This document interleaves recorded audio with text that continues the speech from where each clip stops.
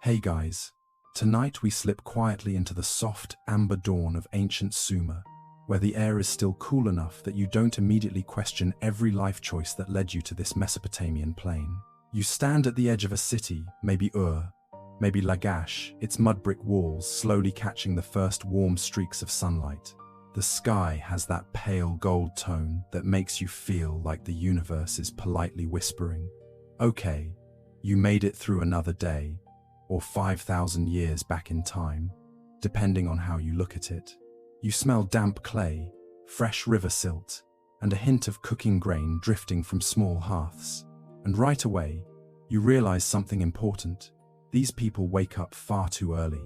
If you're used to modern mornings filled with alarms, coffee, and pretending that scrolling on your phone counts as starting the day, you probably won't survive this. Because here, even before the sun climbs fully above the horizon, the scribes, those future librarians, archivists, and keepers of every odd human thought pressed into clay, are already at work. So, before you get comfortable, take a moment to like the video and subscribe, but only if you genuinely enjoy what I do here. As always, let me know in the comments where you're listening from and what time it is for you right now. I love seeing the little constellation of sleepy humans scattered across the world. Now, dim the lights, maybe turn on a fan for that soft background hum, and let's ease into tonight's journey together. You step forward, crossing from the dusty outer road onto the smoother, beaten pathways inside the city. Sumerian mornings don't rush. Everything moves slowly, purposefully, and with that particular I have accepted my fate energy that only ancient bureaucrats possess. The streets are quiet, except for the soft slap of sandals and the cooing of pigeons who, even in 3000 BCE, have perfected the art of loitering. To your right, a pair of farmers walk toward the fields, carrying tools over their shoulders. But that's not where your attention drifts. Instead, your gaze is pulled toward a courtyard tucked between two tall walls, where small plumes of dust rise in rhythmic patterns. You head toward it, sensing correctly that you're approaching the earliest form of something that will eventually dominate future civilizations. A library, though not the kind filled with leather-bound books or late fees. Here, you hear the soft clicks of reed on clay, dozens of taps, light, gentle, consistent. It almost sounds like rain on a rooftop. A mainstream historical fact kicks right in.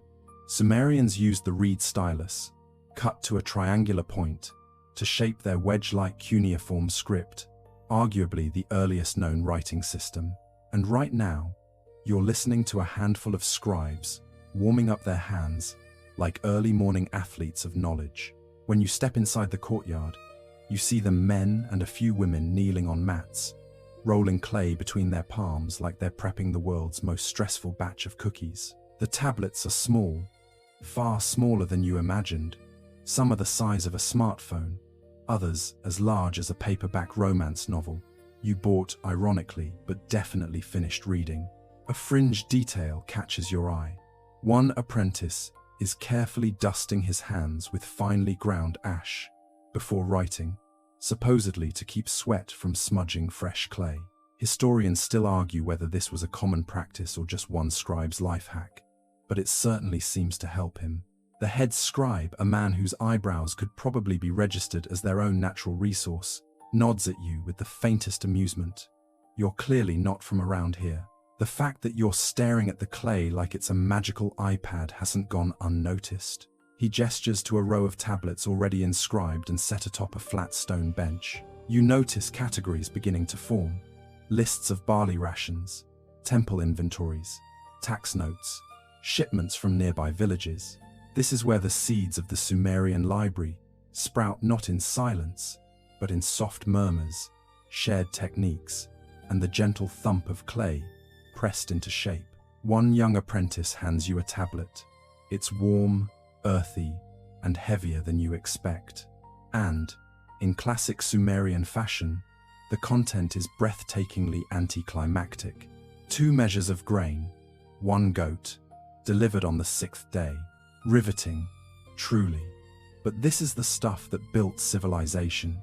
It's the paperwork of humanity, literally baked into permanence. You smile despite yourself, imagining that 5,000 years later, someone might find your receipts and treat them like profound artifacts. Future archaeologists pulling out your takeout order and saying, "Ah, yes, they dined on a large pad thai and fries." The head scribe motions for you to follow him deeper into the courtyard. The rising sun stretches across the walls, illuminating stacked clay tablets arranged on low shelves. There is no Dewey Decimal System here. The scribes rely instead on memory, intuition, and the occasional just stack it wherever there's room approach something modern librarians would faint at. One tablet, drying on a separate rack, catches your attention. Unlike the crisp wedges of numbers and accounts, this one has flowing lines of text, a hymn to a deity. The scribe tells you these belong to the temples but are stored and copied here first. This blending of spiritual, economic, and administrative records creates the earliest form of a multi-purpose library, not cleanly separated, not neatly categorized, but undeniably deliberate. And then you notice something that makes you laugh softly. One corner of the courtyard, half hidden by a jar, contains tablets covered with practice doodles. Little lines, uneven wedges, attempts at symbols, the ancient equivalent of scribbling in a notebook margin. Historians still argue whether these doodles were the apprentices, casual warm-ups, or drafts of early teaching materials. Either way, it's oddly comforting. It means even the first librarians needed scrap paper. A breeze passes by, lifting a bit of dust, and you suddenly realize how sensory this place is. Clay drying in the sun, the clean snap of reed styluses, the almost meditative repetition. You're not just visiting a proto-library, you're stepping into humanity's earliest attempt to trap fleeting thoughts and hold them still. You look around and see that every detail here will ripple outward for thousands of years. The organization, the categorizing instinct, the urge to preserve, the desire to remember. Every tablet drying on these racks is a quiet promise to the future. We were here. We noticed things. We wrote them down. And as the morning deepens, you stay in that courtyard, feeling the heat, hearing the soft clicking, and watching the very first librarians of history begin their day exactly as they have for generations, carefully, calmly, and with a touch of weary humor that transcends time. You linger in the courtyard a little longer, letting the rhythm of those gentle reed taps settle into your ears like a kind of ancient ASMR. Eventually, though, the head scribe gives you a slow wave, half invitation, half please stop hovering over my apprentices, and motions for you to follow him through a narrow passageway into the heart of the scribal quarter. Here, in this quieter corridor shielded from the early sun, you meet the people who will eventually shape the world's first libraries, more than anyone else. The scribes themselves. Not the apprentices rolling clay, not the overseers who tally shipments, but the real experts, the ones with wrists like steel cables and patience levels high enough to qualify them for sainthood. You walk into a shaded courtyard where a small group sits cross-legged, their styluses resting beside them like loyal tools. They greet you with nods. Sumerians were not big on high fives, but there's a warmth there, as if they're used to strangers wandering in, curious about their strange life choice of spending 12 hours a day pressing triangles into mud. A mainstream historical fact greets you immediately. The Sumerian scribe was one of the most prestigious roles in society. They were administrators, record keepers, storytellers, legal clerks, mathematical thinkers, and occasionally the ancient equivalent of someone working in IT, fixing everyone else's messes. People deferred to them because writing was rare, demanding, and deeply respected. One older scribe gestures for you to sit. His fingers are stained with clay dust, and his knuckles look like they've personally survived 14 dynasties. His face is calm, almost amused, the way teachers look when someone asks, "Do I really need to know this?" And they respond with, "Oh, You have no idea how much. He taps his tablet lightly and launches into an explanation not in words you understand, but through gestures, shapes, and pantomime about how each symbol connects to a sound, then to a word, then to an idea. You suddenly appreciate how the simplest wedge mark could shift meaning depending on angle, depth, and placement. It's like learning cursive and accounting and graphic design all at once while kneeling on a reed mat. A quirky tidbit emerges as he demonstrates. Some scribes practiced writing while humming softly, believing the rhythm helped steady their hands. Historians still argue whether this was a genuine technique or simply the scribal version of whistling while you work. The older man hums a few notes to show you, and you can't help but smile. It's soothing, like a lullaby for clay. Nearby, a younger scribe is teaching two apprentices how to make the wedge marks uniform. He adjusts their posture, straightens their wrists, corrects the angle of the stylus. His patience is heroic. After the third correction, you mentally nominate him for Best Sumerian Mentor of the Year. Meanwhile, one apprentice sneaks a glance at you, cheeks puffed in frustration. Even in 3000 BCE, students are united in the feeling of, why is this so hard? As you watch the lesson unfold, the organization of ancient libraries begins to make more sense. Here, writing wasn't separate from daily life. It was woven into it, the thread that held everything together. A shipment of grain, a land dispute, a hymn to a goddess, a list of temple donations, all flowed through the hands of scribes, passing from spoken memory into physical clay permanence. And because scribes had such authority, they naturally became the ones responsible for storing, retrieving, and guarding these tablets. A breeze sweeps in, lifting the edges of reed mats and carrying the smell of wet clay. The older scribe rises, beckons you again, and leads you toward a low doorway. You pass through and find yourself in a smaller working room, where a few scribes sit alone, deeply focused. These aren't apprentices or teachers, these are specialists, the elite of the elite. One works on a large administrative record, another writes a hymn, his stylus moving like a conductor's baton.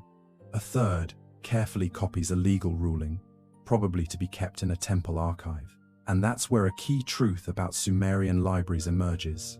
They weren't just places to store information, they were active, living workspaces. Knowledge didn't sit still here. It moved constantly, reformed, updated, recopied, reorganized. One scribe pauses to stretch his back, and you hear a faint popping sound. He gives a resigned sigh, the universal human expression for, I am too old for this job, even though he's probably only 30.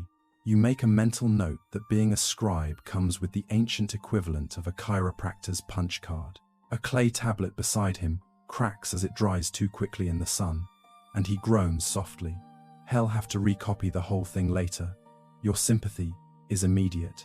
You've been there, maybe not with clay, but with a computer crashing before you saved a document. The pain is timeless.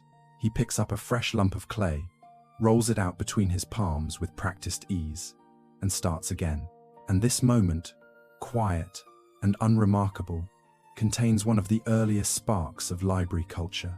The idea that copying preserves knowledge, that each generation of scribes inherits the duty of keeping information alive. The older scribe gestures for you to follow him again, this time to a corner where a lone tablet sits on a stand. This one is different, etched with multiple columns of neat, careful writing. He taps the top of it proudly. You lean in. It's a list of names, or maybe titles, or maybe subjects. You realize, slowly, that this might be one of the earliest versions of a catalogue, a tool for finding tablets stored elsewhere in the building. Your eyebrows lift involuntarily. The scribe grins. Even he knows it's impressive. Historians still argue whether these early catalogue tablets functioned exactly like later library indexes. But seeing it here, in its original environment, you feel the logic behind it. With hundreds of tablets circulating, administrative, religious, educational scribes needed some way to track what existed and where it belonged. Without it, The earliest libraries would have collapsed into chaos. One of the younger scribes joins you, pointing excitedly at a line on the tablet. He speaks quickly, explaining something with an enthusiastic bounce in his shoulders. The older scribe chuckles, taps the younger man's head, and mutters a comment you assume is something like, "Calm down, kid. Let the visitor breathe." But even without translation, you understand. The catalogue represents pride, innovation, control over information, the very beginnings of library science. You sit with them a while longer, feeling the soft hum of concentration. Clay presses, reeds click, hands move, ideas crystallize. And in this shaded courtyard, surrounded by tireless scribes, you sense how the first libraries were not just rooms, they were communities of people who believed deeply that knowledge was worth saving, shaping, and sharing. You follow the older scribe out of the shaded courtyard and into a sunlit open yard on the northern side of the complex, a place that smells distinctly like wet earth, sun-warmed pottery, and the faint mineral tang of the river nearby. If the previous area was where knowledge was shaped, this is where its foundations were born. And those foundations aren't philosophical, metaphysical, or inspirational. No, they're just clay, reeds, and mud. Lots of mud. Enough mud to make you truly appreciate how many of humanity's greatest breakthroughs started with someone kneeling in dirt thinking, "Yeah, this will do." The sunlight hits your eyes as you step forward, and the first thing you see is a row of shallow pits filled with thick, brown slurry, clay being prepared. A young apprentice stands calf-deep in one of the pits, stomping in slow, steady circles. His expression has the same look you had the first time you tried to knead homemade bread dough, determination, mixed with a silent plea for deliverance. The scribe beside him offers instructions in a soft voice, checking the texture between his fingers. A mainstream historical fact rises to the surface here. Sumerians made most of their writing tablets from alluvial clay, pulled from rivers like the Euphrates, mixing it with silt to get the right pliability. The quality of this clay shaped everything: legibility, durability, even how easily a stylus slid across the surface. Without it, writing simply wouldn't have happened. A quirky tidbit surfaces as you watch an apprentice pull a small pebble from the mud and toss it aside. Some scribes believed pebbles inside tablets, if left unremoved, carried tiny spirits of confusion that would jumble the reader's thoughts. Historians still argue whether this was a genuine superstition or just an excuse to avoid bumpy writing surfaces. But everyone here treats pebble removal like a sacred mission. Next to the pits, rows of clay lumps sit beneath damp cloths. Apprentices kneel beside them, rolling each piece between their palms to form smooth rectangular blanks. The process borders on meditative roll. Flatten, shape, breathe. It's slow, methodical work, the kind you could slip into half asleep, which makes you wonder if ancient scribes invented ASMR unintentionally. Your guide picks up a fresh lump and hands it to you. It's cool and soft, like a stress ball from 3000 BCE. You knead it between your palms, and it slowly yields into a more tablet-like disc. The clay is surprisingly responsive, almost eager to take shape, yet dense enough to command respect. You flatten it against a smooth board, and for a moment, you feel like you're holding the story of civilization before it becomes a story at all. Nearby, another apprentice demonstrates how to prepare the reed stylus, the essential tool of every scribe. He selects a fresh reed stalk, cuts it at an angle, and trims the tip to a sharp triangular point. The older scribe nods approvingly. A properly cut stylus determines whether your wedges look crisp or resemble the scribal version of chicken scratch. The apprentice hands you a stylus. It's light, delicate, but surprisingly sturdy. As you turn it in your fingers, you notice something. Each angle creates a different wedge shape. A tilt to the right creates a narrow line. A tilt downward, a deep impression. Suddenly, the complexity of cuneiform makes a lot more sense and also becomes significantly more terrifying. You try pressing the stylus into your clay. The wedge appears neat, shallow, and slightly crooked. The older scribe chuckles and gently adjusts your wrist. You try again. Better. Still crooked, but better. At least the tablet won't be confiscated by the scribal authorities for crimes against handwriting. One apprentice, perhaps emboldened by your attempt, demonstrates a trick he clearly takes pride in, flipping the stylus mid-stroke to create decorative wedges for headings. The older scribe sighs heavily. Historians still argue whether early scribes used stylistic flourishes or if this kid is doomed to invent calligraphy centuries before its time. Judging by the eye roll from a senior scribe across the yard, the debate continues. You move deeper into the workshop, where half-dried tablets rest on wooden racks.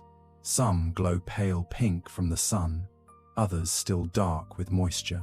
A row of finished tablets lies off to one side, waiting for eventual baking. Most tablets were simply left to dry in the sun, but important ones, contracts, treaties, temple decrees, were baked to harden permanently.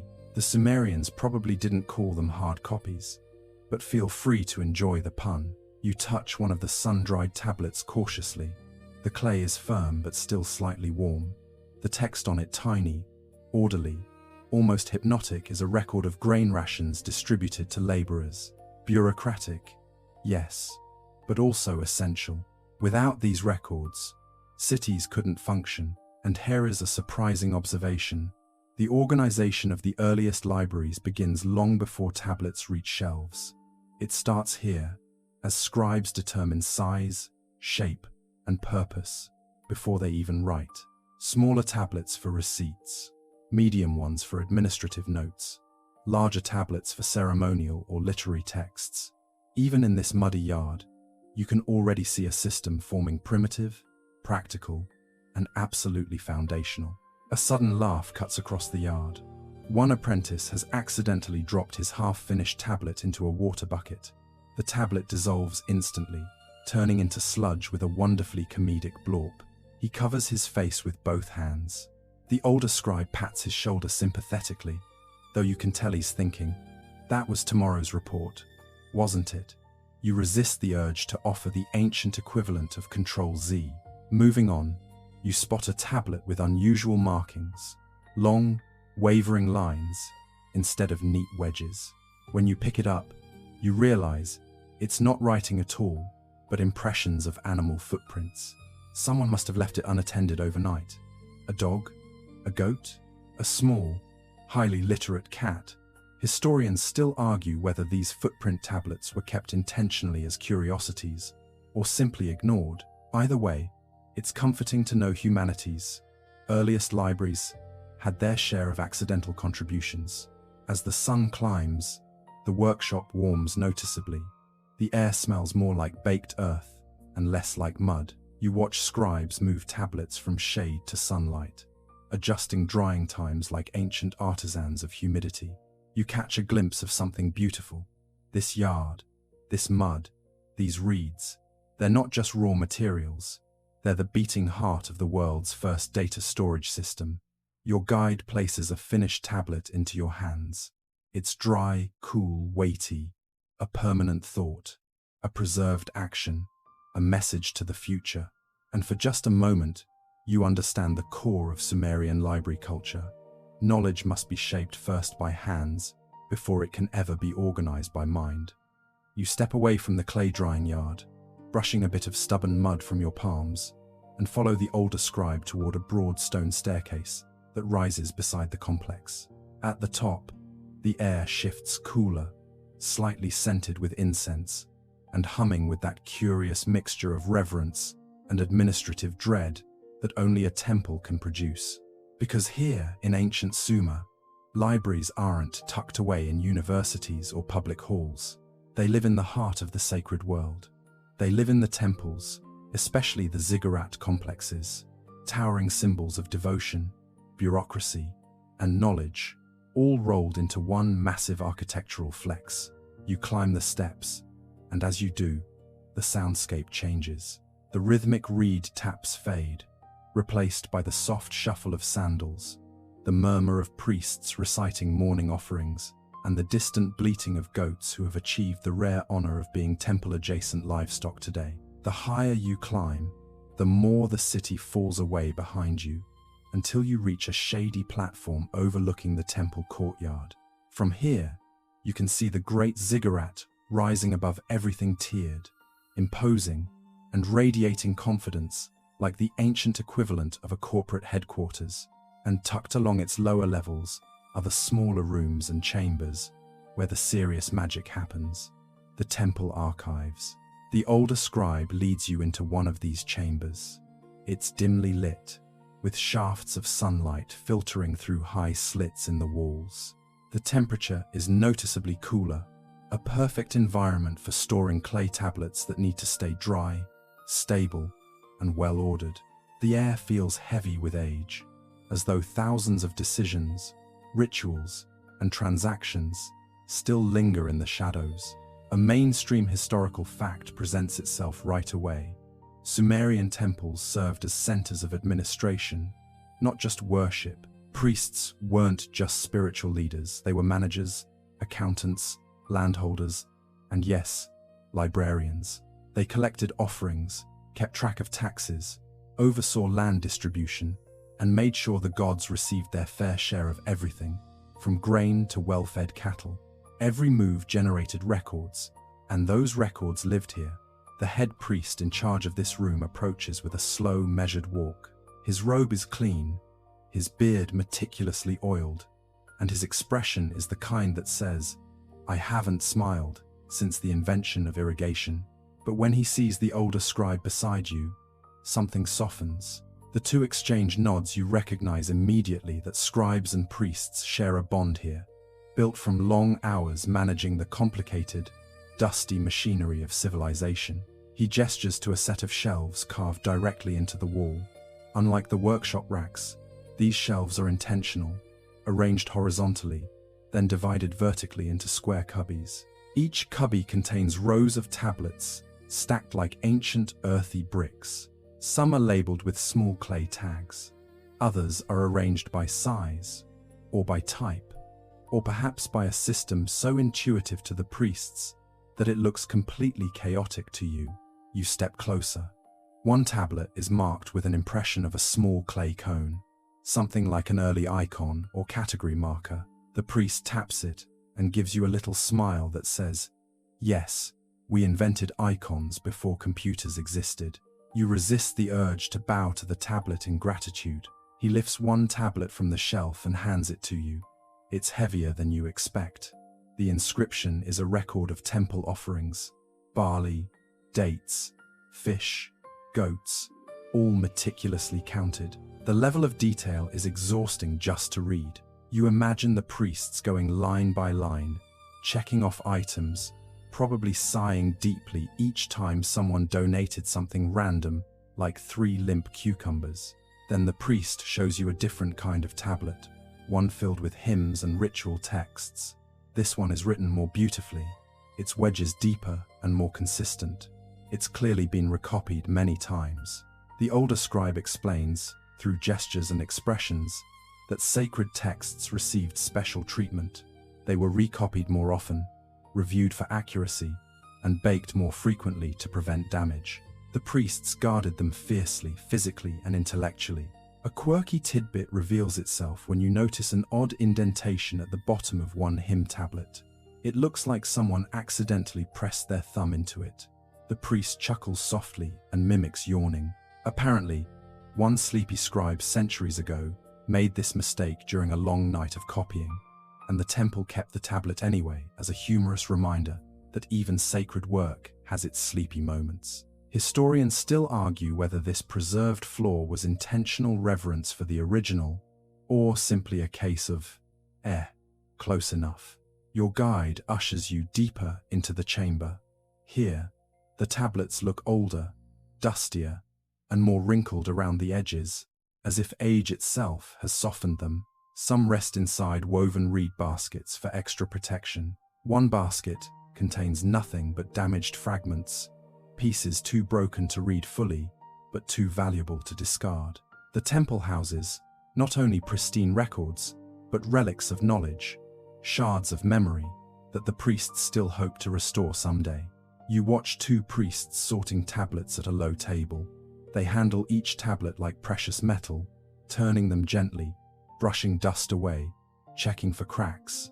One has a small jar of bitumen, a natural tar used to reinforce corners or seal broken edges. As you watch him dab a tiny blob of it onto a crack, you realize you're seeing one of the earliest forms of archival conservation.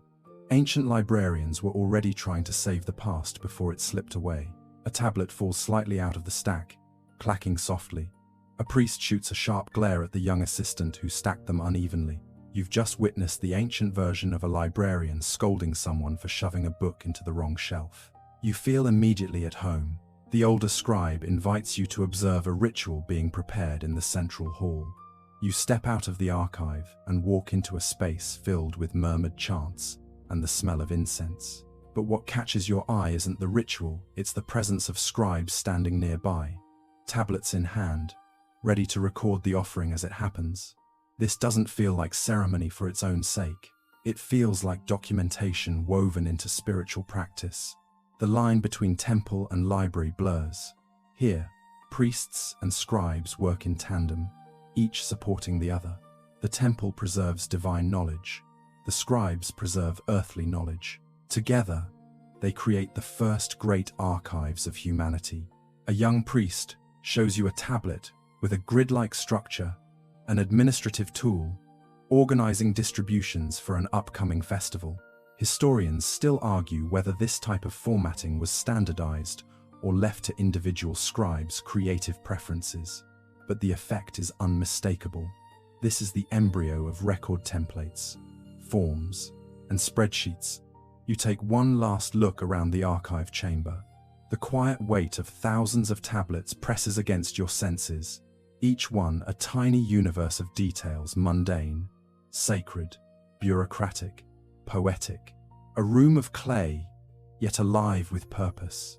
And as you leave the temple, stepping back into sunlight, you understand something profound. The earliest libraries weren't just rooms full of records. They were sacred spaces where memory, ritual, and management fused together, shaping how humanity would preserve knowledge for millennia. You step down from the temple's cool chambers and follow a narrow street that winds between mud brick walls, still holding the morning shade. The older scribe walks ahead, his robe brushing softly against the dusty path, and gestures for you to keep close as the city slowly stretches awake. Bakers open shutters, goats bleat indignantly at nothing in particular. A child chases a ball of woven reeds with the seriousness of someone training for the Mesopotamian Olympics. But you're not headed toward a public plaza or another archive. No, the scribe turns toward a quieter quarter of the city, where the houses are sturdier, larger, and decorated with painted clay cones pressed into the walls. These belong to merchants, the engine of Sumer's economy. And if the temples were the beating heart of official record-keeping, then merchant homes were its quieter, more personal pulse, small, private libraries that foreshadowed the organized knowledge systems still centuries away. The scribe stops before a wide doorway framed by wooden beams. A merchant steps out, a middle-aged man, wearing a loose tunic, a necklace of lapis beads, and the slightly frazzled look of someone who has counted sheep, cloth bolts, and copper ingots far too many times this week. He recognizes your guide instantly. The two exchange the easy greeting of people who have exchanged countless tablets back and forth. Then the merchant turns to you with a curious sparkle, as though he's secretly delighted that someone wants to see his collection. He motions you inside. The cool interior smells faintly of sesame oil and baked bread, with a hint of spice from some precious shipment he probably plans to brag about later. The room opens into a courtyard, shaded by palm branches, and along one wall sits a long wooden shelf low to the ground, neatly arranged and unmistakably purposeful. This is one of Sumer's earliest household libraries. A mainstream historical fact clicks into place. Wealthy merchants often kept their own tablet collections, maintaining records of transactions, trade routes, debts owed, and goods shipped. These weren't casual notes. They were essential proof in a world where contracts lived not in filing cabinets, but in the very walls of your home. You kneel beside the shelf. Each stack of tablets is separated with a small clay marker. Some are labeled with simple icons: a fish for shipments of dried fish, a barley stalk for grain, a little boat for trade voyages. Others have written headings on small square tablets tucked at the front of each stack. Primitive indexing, yes, but indexing nonetheless. The merchant hands you a tablet. It's warm from the sun and inscribed with a list of goods: 3 jars oil, 2 sacks barley, 1 box shells from Dilmun. Dilmun, modern-day Bahrain, was a major trading partner. This tablet isn't just a shopping list. It's a miniature map of international commerce. Then the merchant gestures you toward the second shelf here. The tablets look different, cleaner, larger, more carefully inscribed. Personal notes, family records, maybe even the earliest signs of something we might dare to call journaling. One tablet bears a line that translates roughly to, "The journey was long and the donkey slow," a sentiment so timeless you almost want to give the writer a high five across 5,000 years. A quirky tidbit reveals itself when the merchant lifts one particular tablet with a grin. The surface is uneven, and the text looks chaotic, symbols crammed randomly, as if written during a mild panic. He explains, with amused gestures, that this tablet recorded a day when a shipment of dates arrived fermented, sparking what historians might generously call a logistical disagreement. Whether that disagreement involved raised voices, tears, or someone dramatically kicking a basket of raisins remains unknown. Historians still argue whether merchants routinely documented mishaps or if this man simply enjoyed recording the chaos of his work week. The scribe beside you chuckles softly. Clearly has seen this sort of tablet before. He taps a spot on the merchant's shelf, showing a row of problem tablets, each containing disputes, shortages, or mix-ups. They're not just records. They're the earliest version of customer service logs. You suddenly realize merchants in 3000 BCE were dealing with the exact same complaints modern shop owners get. The technology changes. The humanity doesn't. The merchant waves you deeper inside, leading you to a smaller room. Here, the shelves are higher, the tablets slimmer, the writing more delicate. This is where he stores reference materials, collected from scribes, conversion tables for weights and measures, lists of rare goods, astronomical notes predicting the best times for travel. Some tablets contain borrowed hymns or proverbs, kept for inspiration or ritual. The line between professional and personal library blurs beautifully. A tablet near the top catches your eye, its surface covered in little sketches alongside the writing. The merchant shrugs and explains with gestures. His young daughter was practicing writing and doodling. The little flowers and clumsy cuneiform marks form a surprisingly touching layer of history. You can almost hear her giggling centuries ago, pressing a stylus into clay, while her father pretended not to be annoyed that she used an important tablet as a doodle pad. Historians still argue whether domestic tablet scribbling was common among merchant families, or just the result of one very bored child. You sit for a moment in that small room. The soft light filters through a woven mat overhead, scattering shadows across the shelves. Warm clay, cool floor, the quiet hum of trade. And here, in this unassuming house, you begin to understand something important. Libraries didn't start as grand institutions. They started at home, in small stacks, on low shelves, next to jars of oil and pots of grain, in the steady rhythm of daily life. Even before the first royal archives, families like this were building the habits of preservation, organizing information, grouping tablets by topic, maintaining private catalogues, comparing records with temple scribes. This household library is a seed, a quiet one, but a seed nonetheless. The merchant's wife enters with a tray of water and bread, offering you a piece with the warm hospitality Sumerians were known for. You take it gratefully, though you suspect you'll never master the technique of eating crumbly ancient bread without wearing half of it. As you sip, you look again at the merchant's shelves. They're not majestic, they're not vast, but they're deeply human.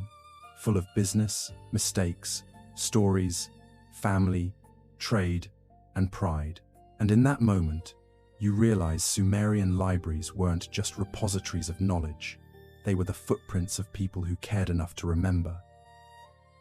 You leave the merchant's house, stepping back into the dusty street, with the soft weight of those private shelves still lingering in your thoughts. The older scribe walks beside you at an easy pace, his sandals brushing against the stones. He doesn't say anything, but he doesn't have to. You can feel the transition coming.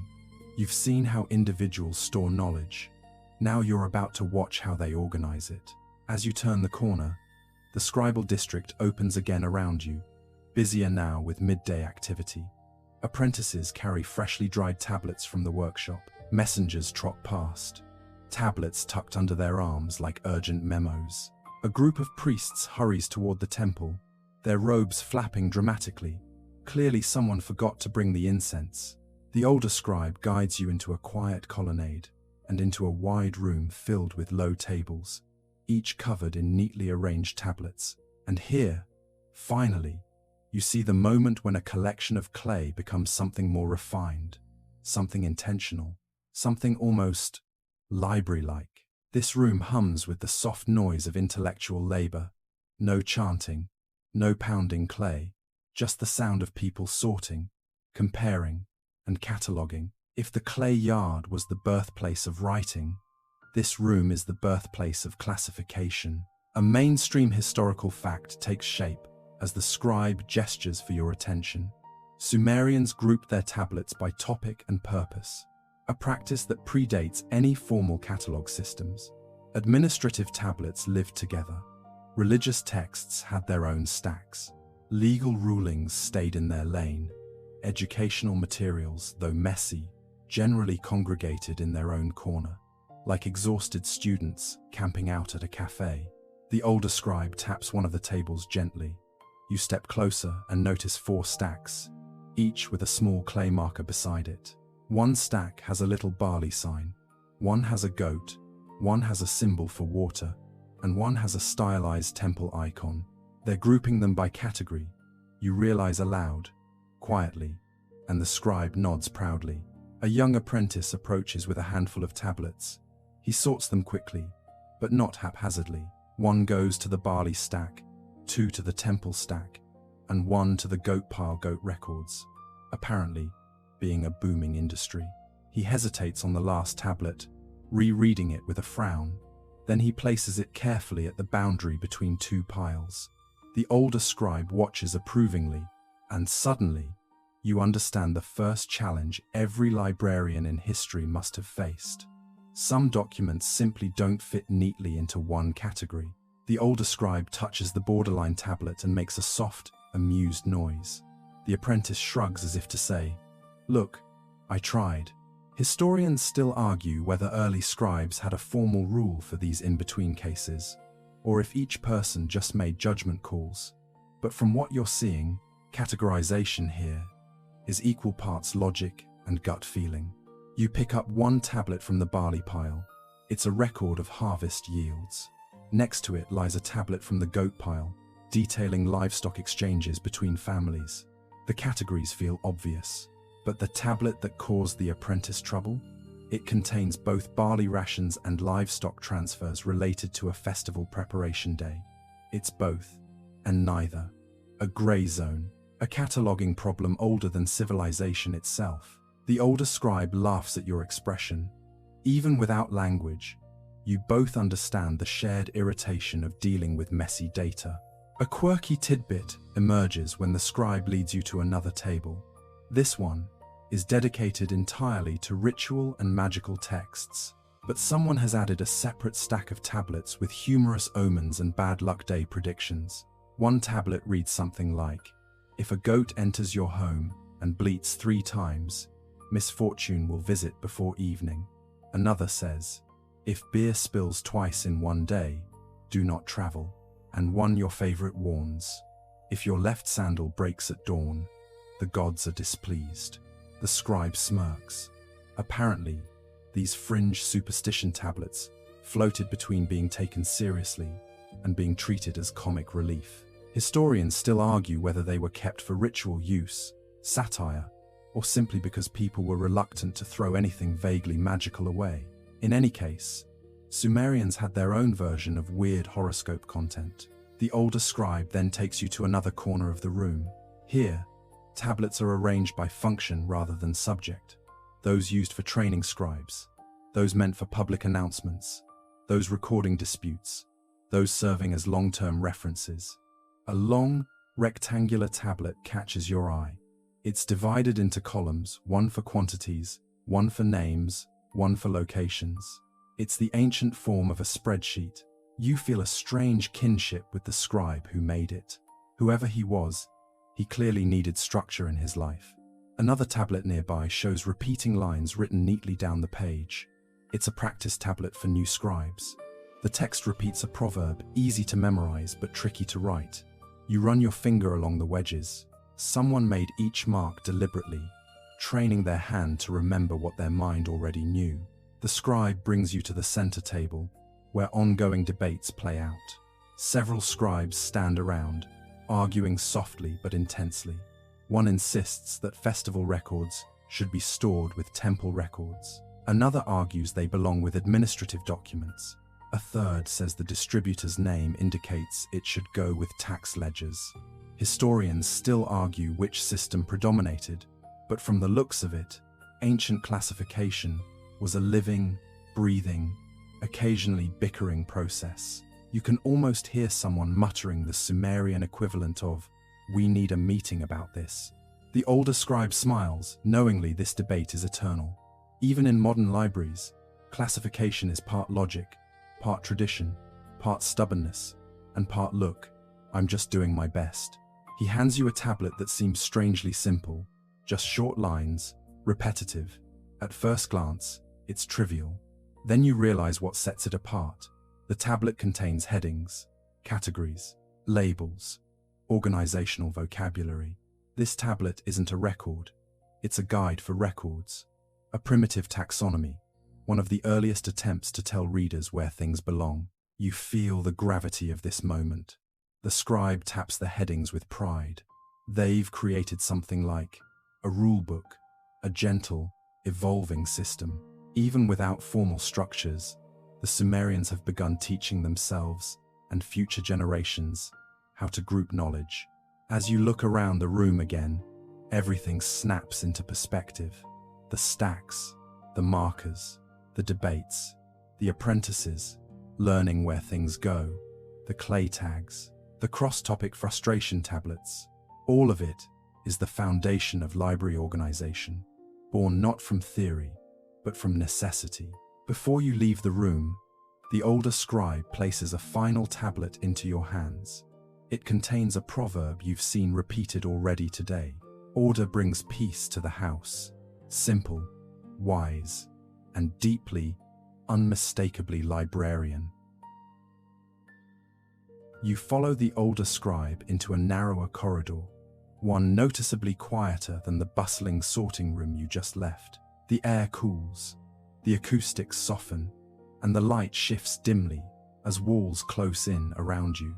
The scribe steps slow, almost ceremonious, until he pushes aside a woven reed curtain and reveals a room that feels instantly different from every space you've seen so far.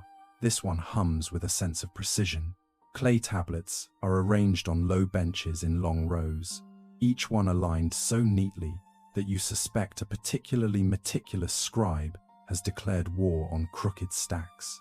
And in the center, several scribes sit at a circular table, each working intently on a single tablet. Their posture is straighter, their concentration sharper, their styluses glide with quiet confidence, every wedge intentional. The older scribe gestures for you to come closer. This, his expression says, without any need for translation, is where the first catalogues were born. You approach the nearest bench, and there it lies, a tablet unlike the others you've seen today.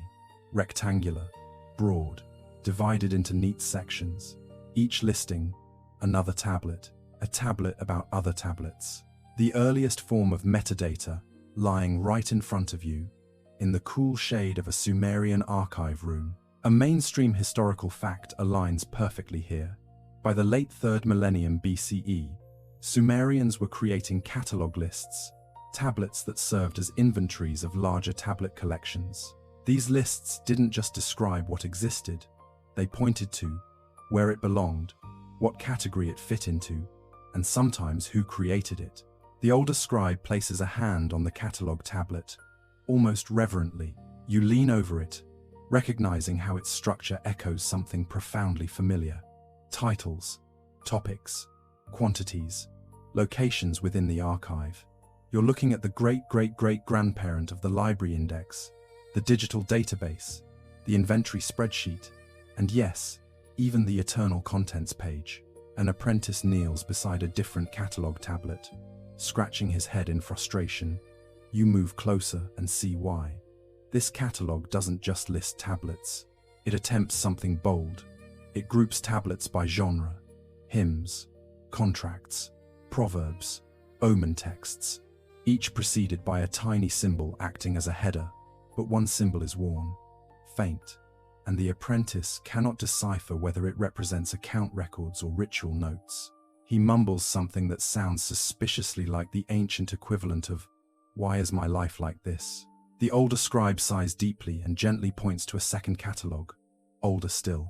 When the apprentice compares them, he nods vigorously and corrects the symbol. A quirky tidbit here: Sumerian catalogue tablets sometimes included scribal signatures, small marks indicating who compiled them. Some scribes took pride in their cataloguing, treating it like an art form. Others improvised. Historians still argue whether catalogue signatures implied authority, or were simply the world's earliest attempts at saying, "I did the work. If this is wrong, don't blame me." The apprentice rolls his eyes good-naturedly and resumes copying. The older scribe pats his shoulder, offering sympathy only an elder librarian can summon. You walk deeper into the room. A scribe with carefully braided hair is working on a long horizontal tablet divided into columns. Each column is dedicated to a different storage cubby in the temple archive. She is essentially mapping the archive, assigning tablets to specific shelves. You watch her work and realize with a slow, dawning clarity that you're witnessing the birth of finding tools, the ancient equivalent of a call number system. You pick up another catalog tablet and nearly chuckle. This one lists items like tablet of barley counts 2 copies, tablet of northern field boundaries 1 copy, tablet of sheep tithes 3 copies. Copies, plural. Someone, somewhere, decided a single record wasn't enough, and they made multiples, not just for safety, but to distribute across institutions. Knowledge replication before Google Drive. The fact warms your heart. A group of scribes gathers around a particularly large catalog tablet at the center of the room. They point, debate, argue softly. You move closer and catch snippets of their gestures. They seem to be disagreeing about whether a controversial text is significant enough to include in the official catalog. The debate concerns whether the text is a legitimate hymn or just a creative apprentice's attempt at poetry. Historians still argue whether Sumerians kept all texts or selectively curated, but from what you're seeing, the answer is clear. They curated. Some tablets made the cut, others lingered in the misc pile forever. The older scribe pulls a fresh slab of clay toward you and gestures in a way that unmistakably means, "You should try cataloging." You blink, realizing you are now participating in the world's earliest library science experiment. He hands you a small tablet containing a simple list: goats distributed, barley delivered, offerings received. Then he gestures toward a catalog in progress. He wants you to add an entry. You hesitate, because let's be honest, nobody wants to be the person who accidentally corrupts humanity's first inventory. Still, you try. Slowly, carefully, you press the stylus into the clay, shaping the wedges that mean distribution record. It's ugly, very ugly. Even the apprentice beside you winces, but the older scribe nods approvingly anyway, because he understands the eternal truth. Cataloging is not about perfection, it's about clarity. You hand the tablet back, sheepishly. The apprentice smooths one crooked line with his thumb, not judgmentally, but helpfully. Librarian solidarity crosses all millennia. Before you leave, the older scribe presents a final tablet, one special enough to be kept in a small wooden tray. On it is written not records, not lists, not transactions, but a table of contents for an entire archive, a master list, the culmination of decades of scribal organization. You trace your finger gently across the wedges. You feel the weight of systemization beginning to crystallize in Sumer, the birth of order, the earliest moment when knowledge says, "You can find me again." And as you step back from the catalog room, you realize something profound. Before books, before libraries, before librarians had card catalogs or databases or barcode scanners, there was this: clay, reeds, human intention, and the earliest dream of keeping everything organized. You step out of the cataloging room with the older scribe, blinking into the warm light, as if emerging from a cave of quiet intellect. The corridor outside hums with life again, apprentices carrying baskets of clay, temple attendants whispering hurried instructions, and a few goats wandering with the smug confidence of animals who have never once paid taxes. The scribe leads you down a sloping walkway toward a broader courtyard. As you enter, you spot a long building with wide doorways and the unmistakable sound of frustration drifting out of it. The older scribe gives you a small, knowing smile, the kind that says, "Welcome to the Aduba, the house of tablets, the school for scribes." If the clay yard was the birthplace of writing, and the catalogue room was the birthplace of organization, then the Aduba is the birthplace of scholarly suffering. You step inside to the sound of styluses tapping, students muttering, and one exhausted-looking instructor pinching the bridge of his nose with the energy of someone reconsidering his career choices. A mainstream historical fact touches down instantly. Adubas were formal training centers where young students, mostly boys but occasionally girls, learned to write, calculate, recite, and eventually produce the tablets that fed temples, merchants, and local administrations. Becoming a scribe was not a hobby. It was a grueling, multi-year marathon of practice, memorization, and sore wrists. Your eyes adjust to the dim, cool room.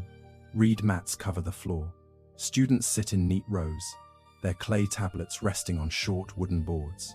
Each one is sweating lightly, not from heat, but from the sheer effort of making straight lines with a stylus that insists on behaving like a mischievous toothpick. One student glances up at you with hollow eyes, the universal expression of someone in the middle of a very long lesson. You give him a sympathetic nod. He blinks twice in solidarity.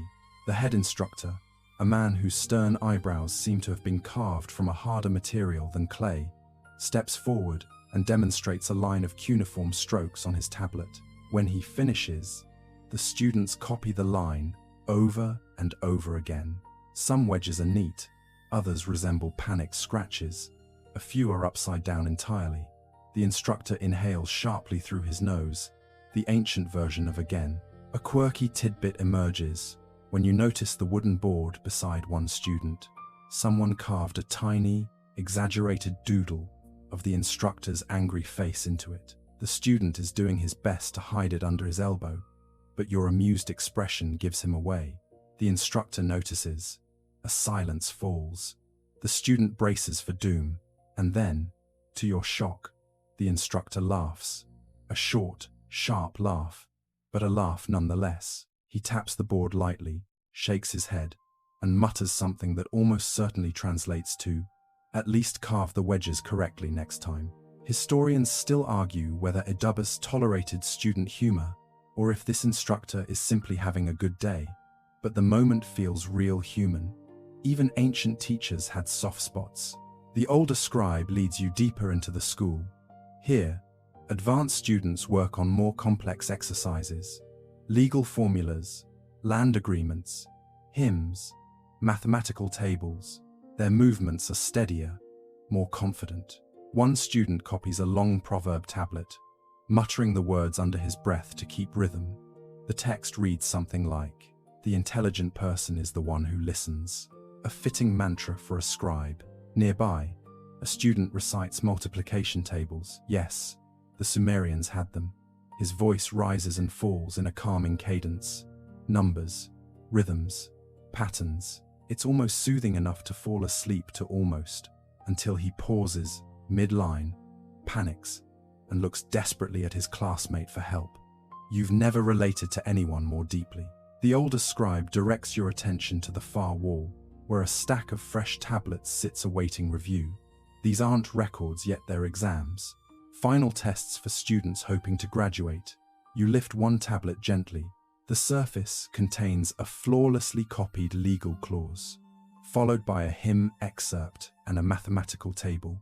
3 disciplines, 1 tablet, the Sumerian equivalent of a final exam essay, algebra test, and music quiz, all rolled into one. Somewhere in the room, a student groans, another rubs his temples, a third starts whispering what looks like a prayer to the goddess Nisaba, patron of writing. You can't blame him. The instructor walks over to inspect the exam pile. He shakes one tablet, checking its hardness. Another he holds to the light, scanning for errors. When he finds one, he sighs deeply. So deeply you swear the air cools by 2 degrees. He sets the flawed tablet aside in a special heap, the redo pile. Your older scribe guide picks up a practice tablet from near the wall and holds it out. You step closer. This one is covered in repeated wedges, all matching, all perfect. The work of an advanced student, a future master. And then you notice something in the corner, a tiny symbol that looks like a little star. The scribe taps it with pride. A student's signature, a mark of confidence, a claim of skill. Historians still argue whether these signatures were allowed or discouraged, but the star feels bold, almost rebellious. You glance around the room again, and it becomes clear how essential the Adaba is to the formation of early libraries. Students produce hundreds of tablets, practice texts, copied hymns, lexical lists, proverbs, all of which eventually feed the archives. Libraries don't just store knowledge. They rely on an endless stream of new scribes who can produce it accurately. A bell made of bronze rings softly outside. Students exhale collectively. Break time. A few stretch. One lies flat on his mat, arms out like he's reenacting his own tragic demise. Another immediately begins eating what looks like a small fig. The instructor pretends not to see. Before you leave, the older scribe brings you to a door near the back. Inside is a tiny room with completed, high-quality tablets arranged along the walls. These are the Adaba's contributions to the broader scribal network texts, polished enough to enter temple archives or merchant libraries.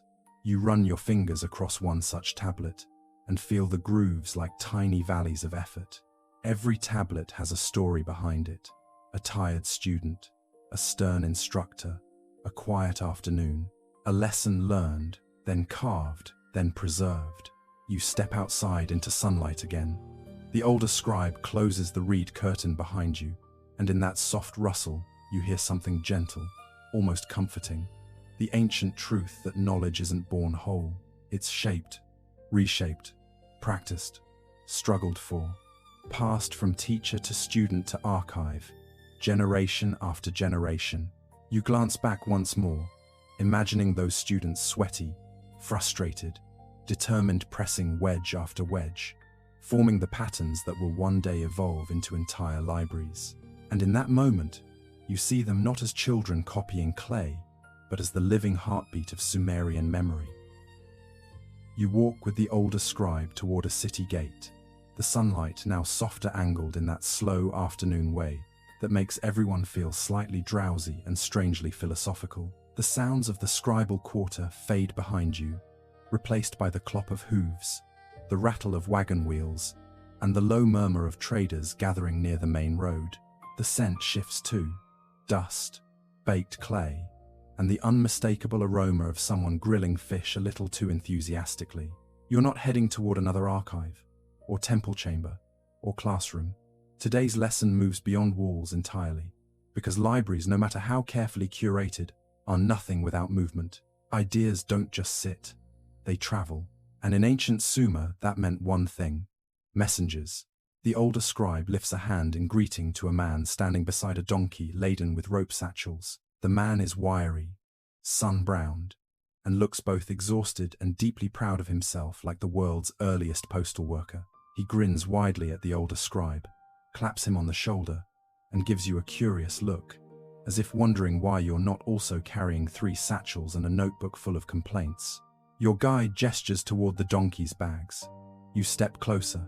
Inside are clay tablets wrapped in woven cloth, each one tied carefully with bitumen-coated cord for protection. Some are slender, no bigger than a phone. Others are large, flat, and heavy enough to double as gym equipment. A mainstream historical fact forms in your mind.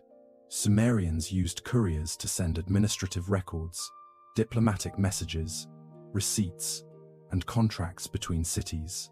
This was the beating arterial system of early bureaucracy, slow, dusty, and surprisingly reliable. The messenger unties one satchel and pulls out a tablet. You recognize the type immediately: a catalogue excerpt. Not the full list, but a partial one. Something meant to be shared with another city's scribal office. Maybe they are comparing festival records, maybe tracking shared fields, maybe arguing about whose goats wandered into whose irrigation ditch. The older scribe taps the tablet proudly. It will travel miles on foot, under sun, through dust and wind, just to ensure 2 cities agree on numbers written in clay. A quirky tidbit reveals itself when the messenger shows you a second tablet wrapped in cloth. It's thicker. He removes the cloth dramatically, too dramatically, and the older scribe smacks his arm lightly, clearly used to his theatrics. The tablet is covered in tiny, cramped wedges, each one slanted slightly, as if written in great haste. The messenger mimes a frantic, scribbling gesture and points vaguely toward the horizon. This, you understand, is a travel tablet, one made quickly during a journey, perhaps on a trader's lap or in a makeshift roadside stop. Some tablets were made on the go, not in calm workshops. Historians still argue whether scribes carried portable clay or simply scavenged riverbeds for mud when needed. But the messenger's exaggerated shrug suggests improvise and hope for the best was a popular strategy. Your guide then directs you beyond the gate, where a caravan prepares to depart. Donkeys snort, traders shout, and several messengers tighten satchels across their chests. Each carries clay tablets, as if they're carrying treasure, which, in Sumer, they are. One messenger carries a sealed tablet, its edges wrapped in hardened clay, bearing a unique stamp impression. A seal, a signature, a guarantee of authenticity. The older scribe points at it meaningfully. You know what he's saying. Information had to be trusted. A sealed tablet meant it was official, protected, and inviolable until it reached its destination. You watch as a messenger mounts a donkey, adjusts the tablet bags, and begins riding slowly down the dusty road toward a neighboring city. Knowledge on the move. You follow your guide until you reach a resting area beside the road where messengers gather to review their loads. Here, you see something that completes the picture. Tablets brought into the city from other places. A returning messenger is laying out his deliveries for the scribes. Some tablets have faint text worn by days in the sun. Others are thicker than usual, clearly baked to endure long journeys. One tablet is wrapped so thoroughly in cloth and pitch that it looks like a tiny clay burrito. You lean in to inspect another tablet. It's from a city downriver, containing a list of tools requested by temple workers. A scribe beside you begins copying its contents onto a fresh tablet. Not word for word, he modifies a few entries based on local needs. And suddenly you grasp the significance. Tablets don't just travel, they transform. Knowledge isn't static. It adapts to the place it arrives. Another scribe opens a new satchel and pulls out something remarkable. A small, round tablet bearing a map-like pattern. Not a modern map, but a symbolic one. Lines for canals, dots for fields, a spiral for a settlement. Primitive cartography. The older scribe smiles, tapping it gently, You're holding one of the earliest attempts to communicate space across distance. Then comes the strangest tablet yet. The messenger hands it over, cautiously, almost dramatically. You brace yourself for a cursed tablet or a royal decree. Instead, it's a chicken inventory. Literally, a list of chickens. Who traded them? Who owes chickens? Who might soon owe more chickens? The scribe beside you snorts. Apparently, some things like poultry drama always find a way into official records. Historians still argue whether these odd lists were part of routine trade or evidence of extremely bored scribes. As the scribes sort the incoming tablets, you notice how they track each one. A small clay token is placed beside each tablet, a temporary marker identifying its destination in the archive. You've seen these markers before, but seeing them used dynamically, right after a courier's arrival, ties everything together. These aren't random trinkets. They're the early tools of traffic management for knowledge. One messenger approaches you directly, offering a tablet with a sheepish grin. You turn it over and see a message carved carefully. Dear scribe, I bring this as quickly as the donkeys allowed. It's followed by a tiny drawing of a donkey looking extremely unimpressed. The older scribe laughs so hard he almost doubles over. Apparently, humor survived long journeys too. And yes, historians still argue whether doodles on tablets served any official purpose or were just ancient workplace memes. As afternoon stretches toward golden light, the messengers begin to depart once more. You watch them disperse along different roads, each carrying little slabs of information, city to city, temple to temple, person to person, and you feel something shift gently inside you. Libraries are not static places. They are connected webs, a network alive long before anyone invented the word network.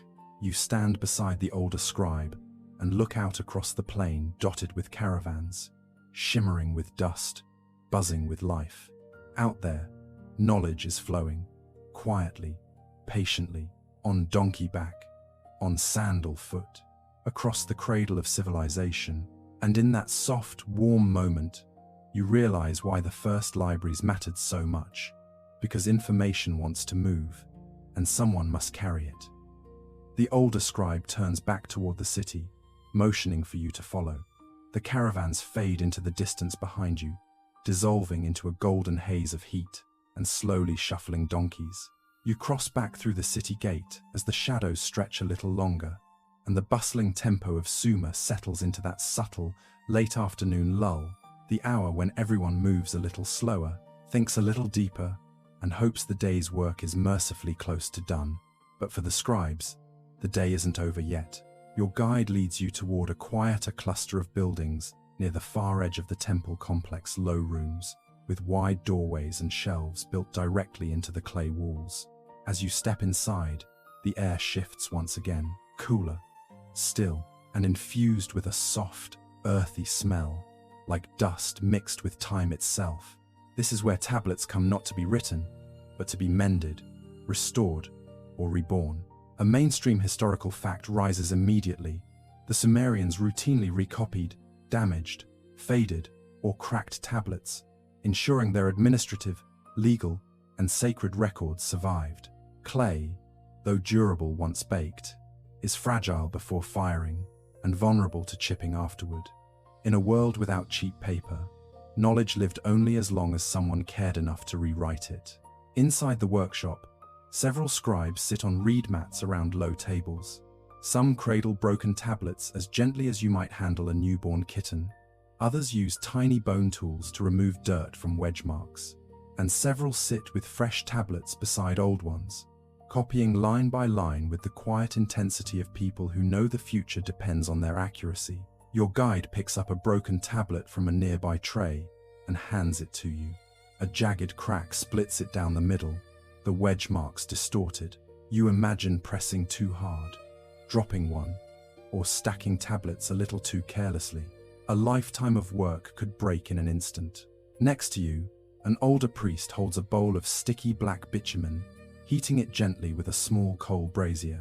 He applies it like glue to seal a cracked tablet, smoothing it with a reed strip. His hands move slowly, like someone repairing a delicate treasure. And truthfully, that's exactly what he's doing. The thought makes you soften your breath without thinking so as not to disturb the moment. A young scribe across the room struggles with a different task. Hez trying to copy a damaged administrative record. Half the symbols are clear, the other half are faint, worn down by time, heat, and the casual cruelty of centuries. He leans closer, squinting. His lips move, sounding out possibilities. Your guide watches him with an expression somewhere between pride and pity. A quirky detail emerges when you notice a small basket filled with what looks like broken tablet fragments, sorted by category. Barley accounts in one pile, temple decrees in another, and your favorite a pile labeled with a tiny goat icon. You pick up one goat fragment, turning it over carefully. It contains exactly one wedge and the faint remains of a second. You have absolutely no idea what it once said, and apparently neither do the scribes. The older scribe shrugs, amused. Historians still argue whether fragments like this were kept out of hope or habit. But clearly, ancient Sumer wasn't immune to maybe, well, fix this later energy. At another table, a scribe is smoothing a small lump of new clay into shape. He lifts a battered tablet and begins the slow, meditative process of copying, wedge by wedge, line by line, no shortcuts, no skipping. Even the damaged parts must be recreated exactly as they were. Errors included before the final text can be interpreted or corrected. You watch him press the stylus in rhythmic strokes, repeating each line before he writes it. He pauses and gestures to you. Would you like to try? You take the stylus. The clay is warm, pliable. The tablet he wants you to copy from is a short proverb. The Sumerians loved proverbs almost as much as they loved barley. You try pressing the wedges on the new surface. The result looks like abstract art. The scribe studies it, nods politely, and then very gently smooths out your attempt with a damp thumb. You feel like a kindergartner who just proudly handed the teacher a drawing of a potato. But he smiles kindly, and you understand something simple but profound. Copying is not about talent, it's about patience. A group of scribes shifts your attention in another direction. They sit shoulder to shoulder around a wide table, each one responsible for copying a different part of a long, damaged text. Teamwork, collaboration. You can sense the communal effort every scribe, preserving a segment of a document that is too time-worn for any one person to decipher alone. One scribe suddenly sighs dramatically and points to a wedge that looks like it might be barley, but could also be tribute. The group leans in. They argue softly, gesture sharply. One draws a symbol in the dirt, another shakes his head. Then they all look to an older man, who squints at the fragment like he's reading a legal contract at 2 a.m., finally nodding firmly. Decision made. The younger scribe carefully writes the chosen word. You witness something thrilling and humble at once. The first peer review process, and possibly the first documented academic argument about barley. Your guide then points to a corner you're about to miss. Here sit the rejects, the tablets too damaged to restore, but too important to discard. They're arranged in rows, each fragment resting like a fossil on a clay shelf. Some have only a line left. Others show faint wedge shadows. One is nothing but a crumbling block, and yet they remain part of the archive. You take one piece gently. It contains 3 lines of cuneiform, barely legible. The older scribe taps it lightly. He makes a gesture suggesting hope, then another gesture suggesting uncertainty. Historians still argue whether such pieces were kept for sentimental reasons, as sacred relics, or because scribes simply couldn't bring themselves to throw away knowledge. Whatever the case, the broken tablets carry a quiet dignity. Before you leave, the older scribe leads you to a small alcove, where completed copies dry beside their originals. The difference is startling. Old tablets worn to soft edges, new tablets crisp as fresh-cut wedges, side by side, past and present, memory renewed. One tablet in particular catches your eye, a hymn fragment, recopied so faithfully it could be mistaken for the original. You read a line translated loosely in your mind, "May the words endure beyond the walls." a promise carved in clay. As you step out of the workshop, the late afternoon light washes over the courtyard. The sound of copying fades behind you, replaced by the distant hum of daily life. And for a moment you realize, early libraries weren't just about storing knowledge. They were about saving it, protecting it, breathing new life into old words, so the future could hear the past clearly. You walk on, knowing that every preserved wedge carries the wisdom and weariness of thousands of hands who cared enough to rewrite the world. The older scribe leads you back through the winding alleys of the complex, away from the restoration workshop and toward a quieter part of the temple grounds. The sun is lower now, draping long shadows across the pathways. The heat softens, dust settles. Even the goats seem calmer, chewing with that slow, contemplative rhythm goats use when they're pretending to be philosophers.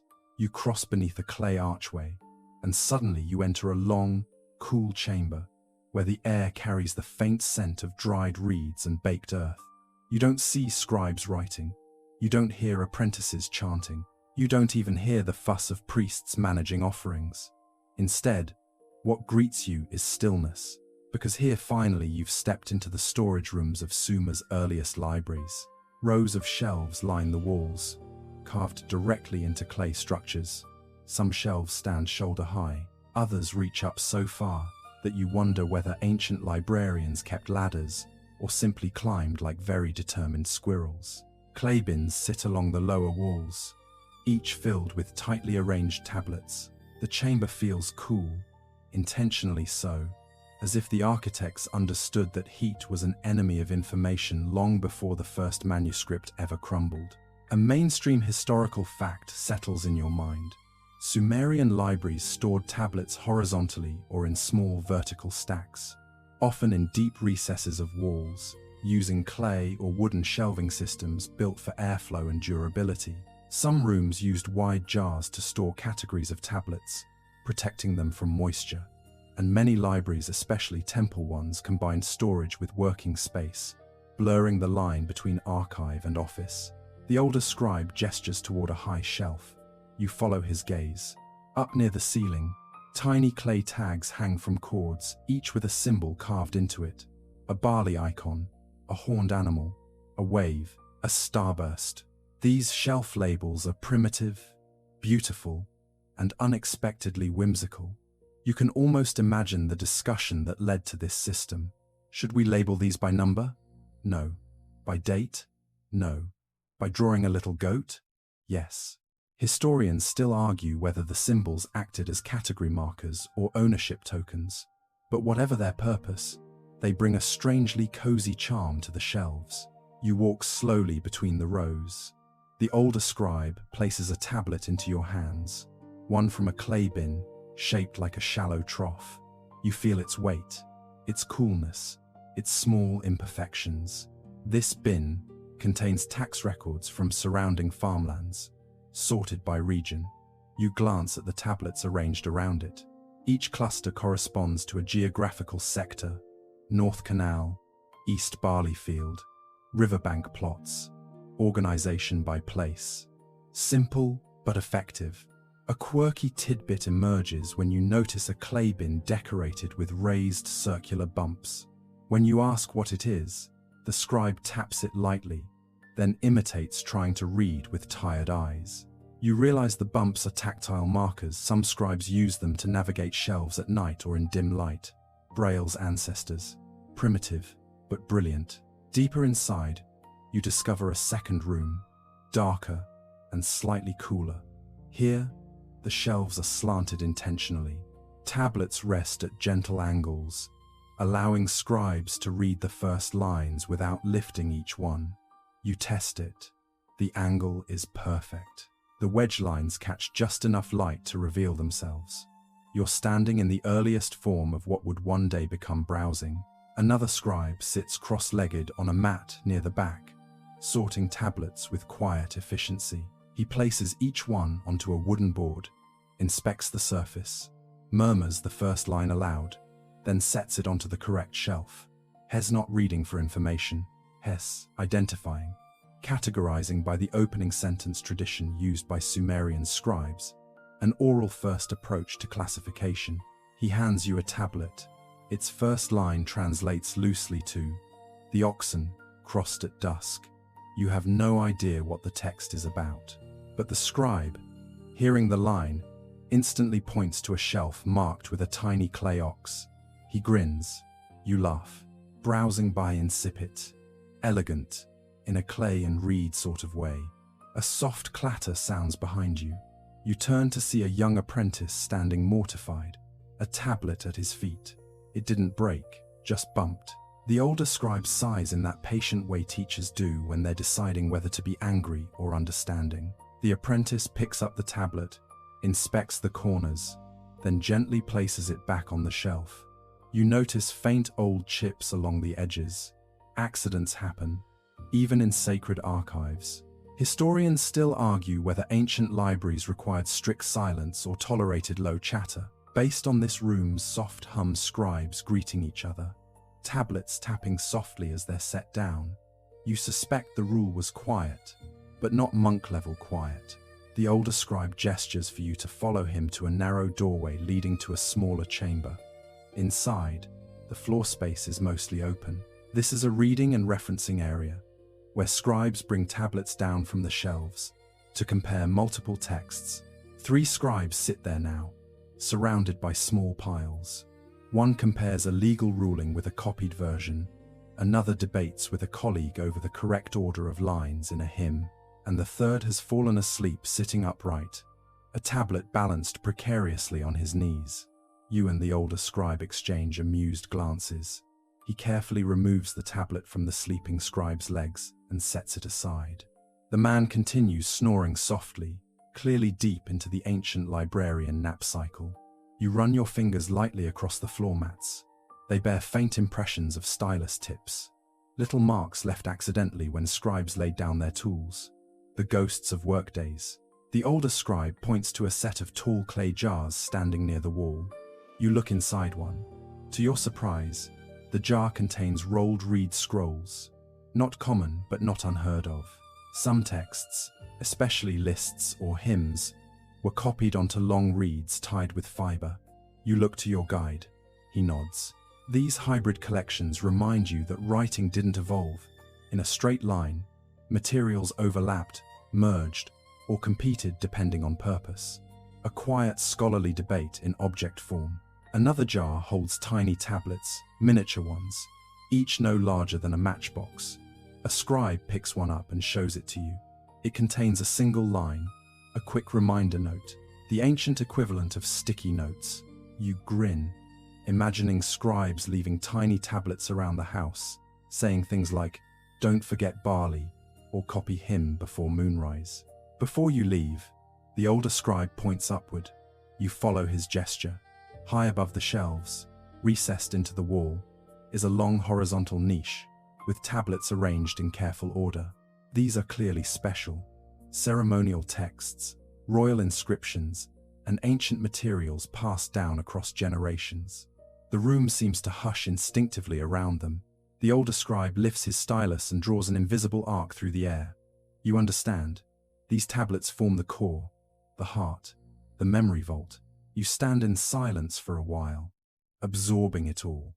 Shelves, racks, bins, tags, jars, niches, reading mats, browsing angles, tactile markers. This is a fully functioning early library, not yet a grand institution, but undeniably structured, intentional, alive. And as you walk out into the evening glow, you realize that these storage rooms aren't just containers of knowledge. They're embodiments of a simple truth. Information needs a home, and humans will always build one.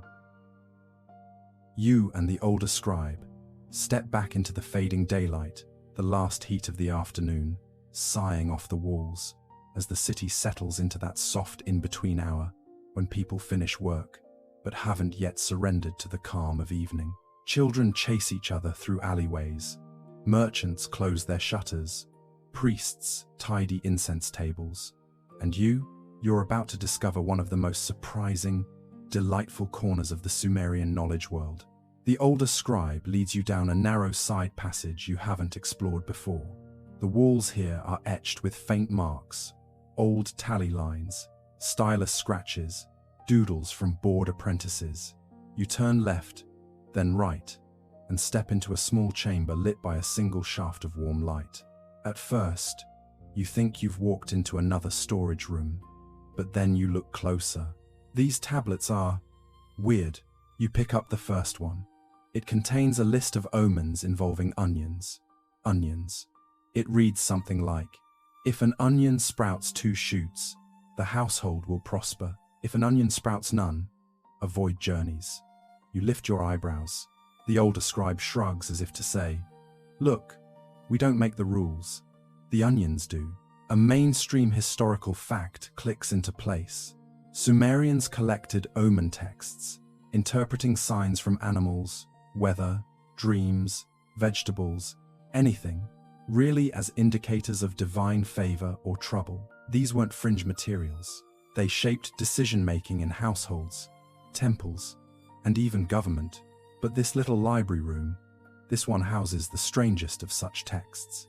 The older scribe gestures with a half grin, as if introducing you to a room full of quirky cousins at a family reunion.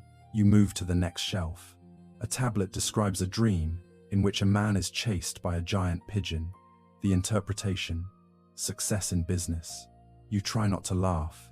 The pigeon on the tablet looks mildly irritated, perhaps because it has been forced to symbolize prosperity.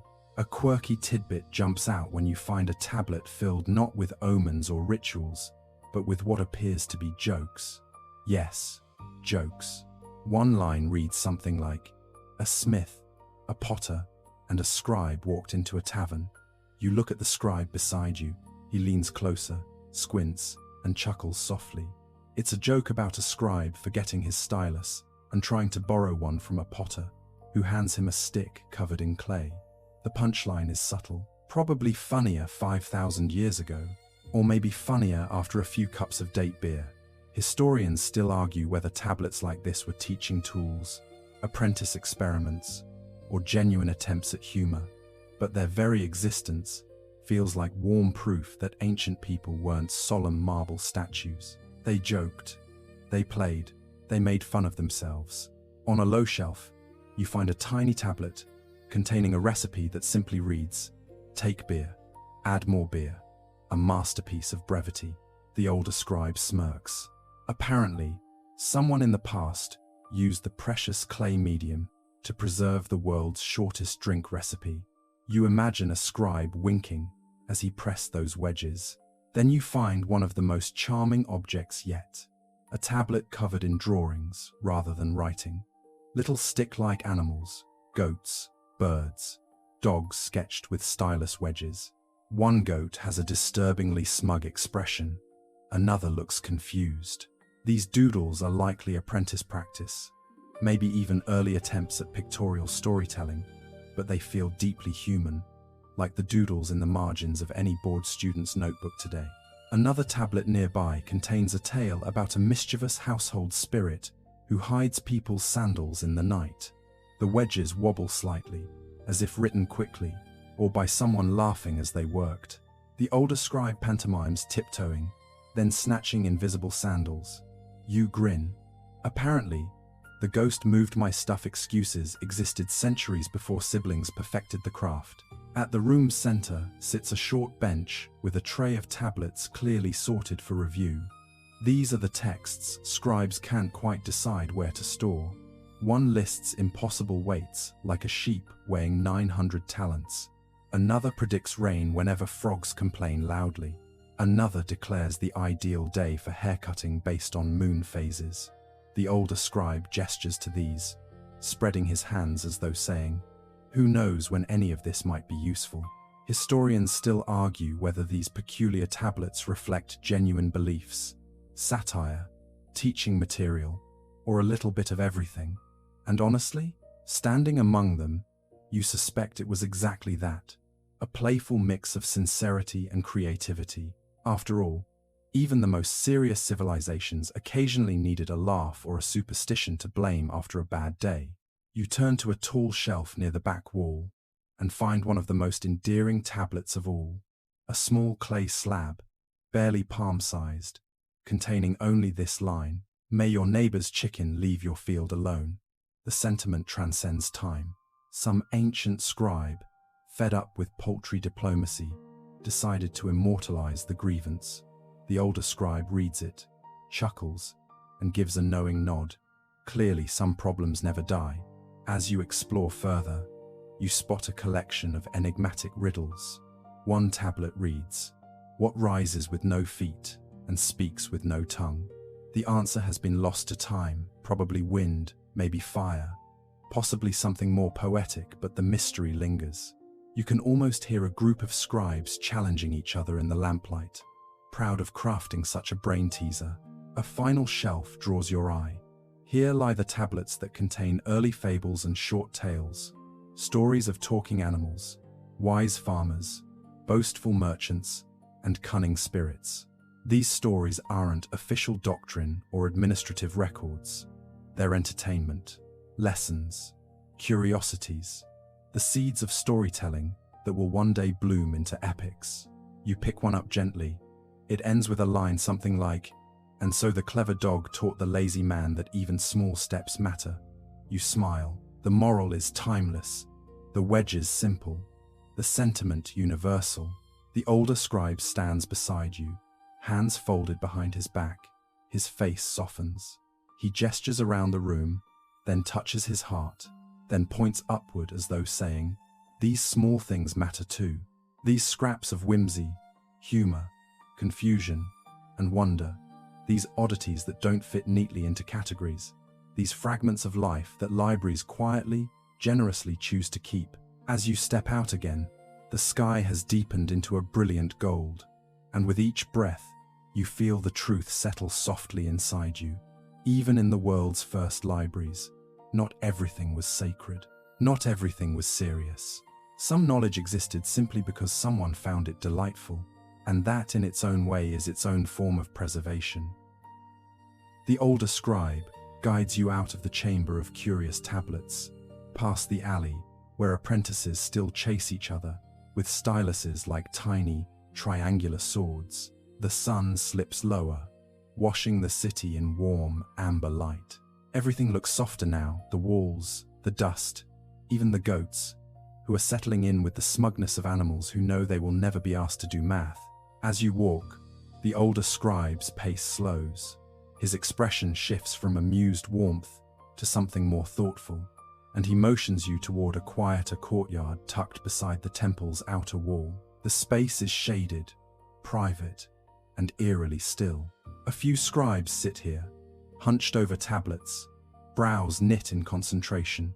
Others stand in small clusters, whispering with intensity. You've stepped into the intellectual battlefield of ancient Sumer, not a place of physical combat, but of debate.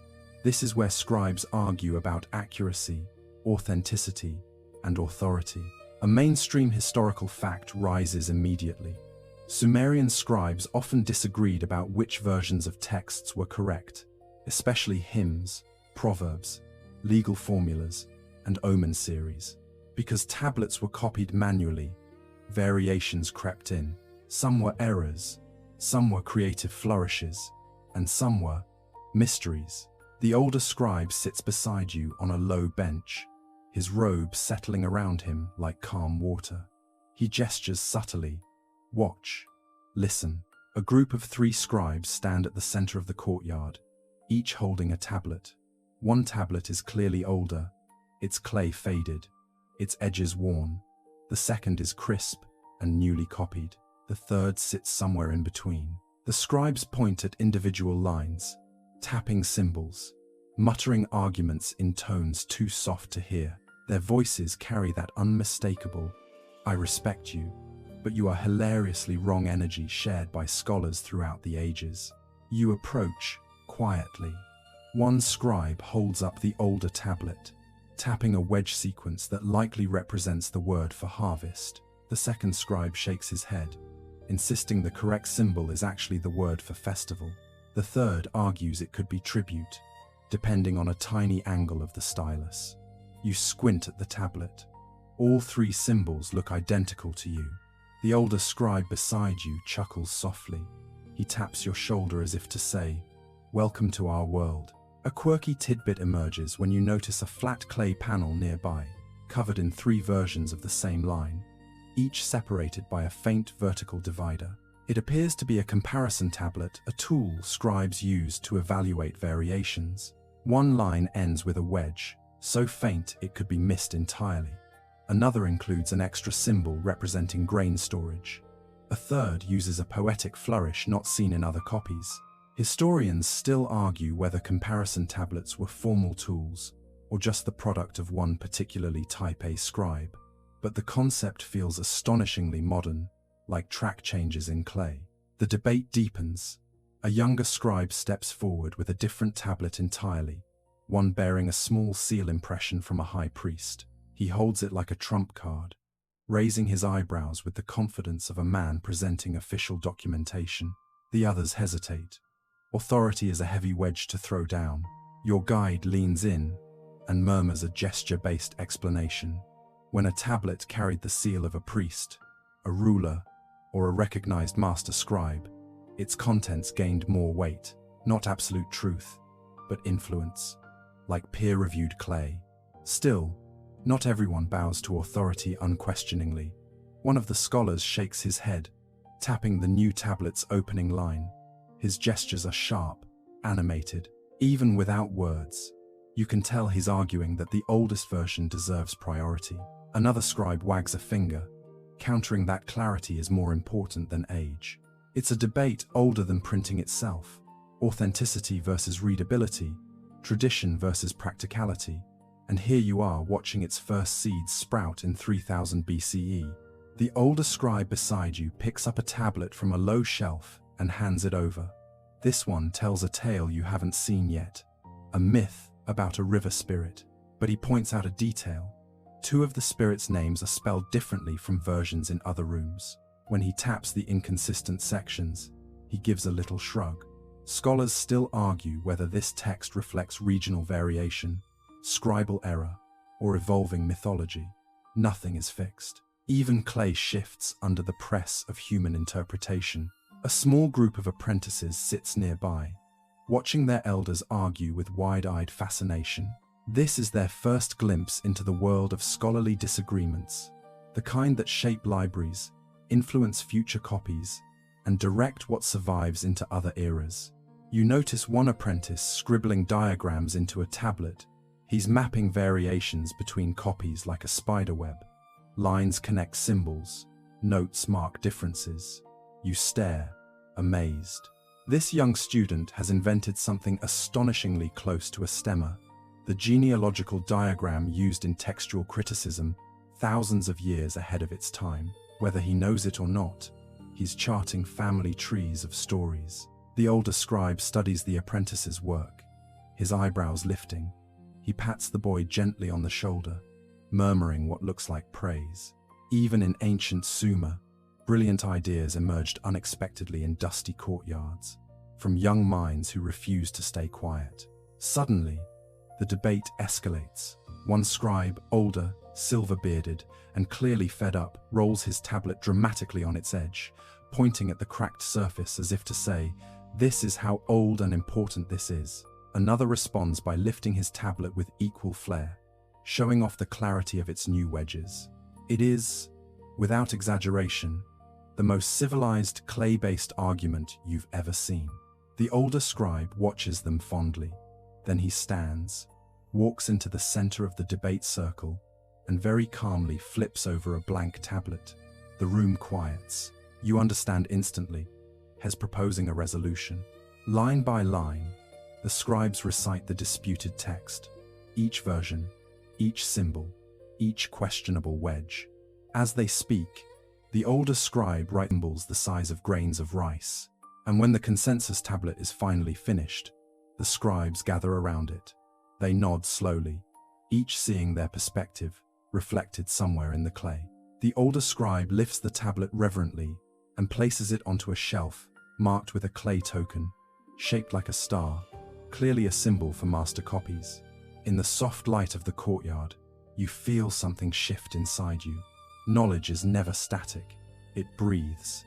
It changes. It survives, because people choose again and again to debate what should last. The courtyard where scribes debated drifts behind you, dissolving into the evening air as the older scribe leads you through a side passage that curves around the base of the temple. The sounds of argument fade, replaced by a different kind of hum, gentler, looser, almost communal. You catch traces of familiar noises, vendors calling out closing prices, children laughing near wells, neighbors chatting as they sweep dust from their doorsteps. Sumer at dusk feels softer, as if the entire city is stretching its limbs after a long day of thinking in clay. You follow the scribe down a set of shallow steps that open into a wide public square, a space you haven't seen yet on this journey. The square isn't large, but it bustles with activity. People carry baskets of dates, pots of grain, bundles of reeds. A small group of musicians tunes their lyres near a corner. But in the center of the plaza, framed by two tall posts, stands something that makes your breath pause for a moment. A public display tablet, large, thick, and mounted upright on a clay stand so everyone can read it. Your guide gestures toward it with a small, satisfied smile. This is another dimension of Sumerian library culture. Knowledge that doesn't hide inside archive rooms or merchant shelves, but lives out in the open, where anyone can see it.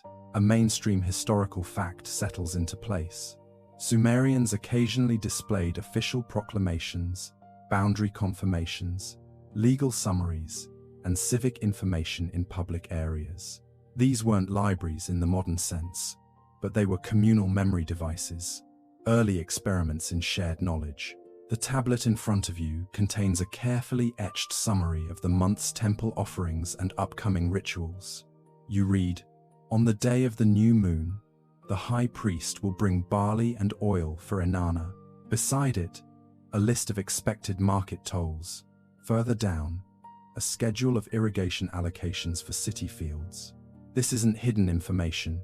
It's transparent, exposed, and open to public accountability. The crowd passing by glances at it with the same familiarity you see in modern townspeople glancing at a bulletin board. A quirky tidbit emerges when you notice a small section near the bottom of the tablet containing what appears to be a community poem, something short and rhythmic, praising the river's calm current this season. The older scribe taps it fondly. Historians still argue whether these public poems served as morale boosters, cultural markers, or simply a scribe's attempt to sneak art into city management. But here it is, quietly etched beneath barley tallies. A boy tugs his mother's sleeve, pointing excitedly at one particular line. She bends down to read it aloud. He listens intently, nodding as if he understands, then imitates the wedge strokes with his finger on the air. You catch yourself smiling. Not everyone in Sumer can read, but many can recognize symbols, or listen as someone explains them. Public tablets invite people into the world of written memory, regardless of education level. The older scribe guides you to another corner of the square where a second tablet stands. This one is smaller, mounted lower, clearly designed for frequent updates. It's a list of lost items, Clay's version of a community message board. The entries are simple. Lost, one sandal near the canal.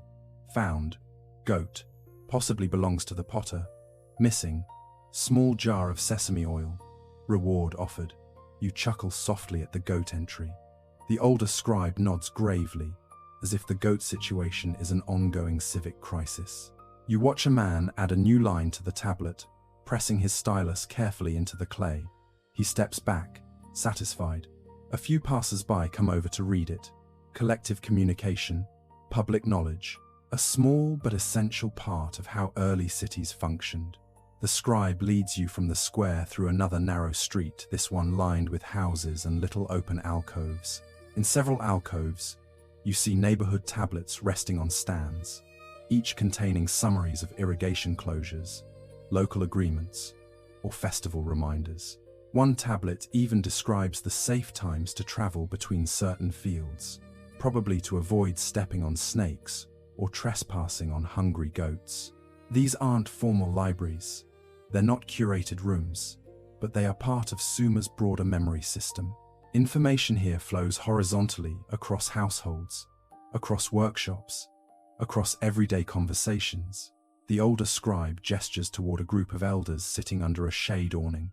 In front of them lies a set of smoothed clay boards, temporary writing surfaces used for oral announcements. These elders are reciting information from tablets, sharing updates with people who can't read or who prefer hearing news aloud. A group of neighbors listen attentively, nodding along. This is public access, not in a building, not in a room, but in the lived rhythm of the city. A man stands and begins reading from a tablet containing a list of revised canal duties.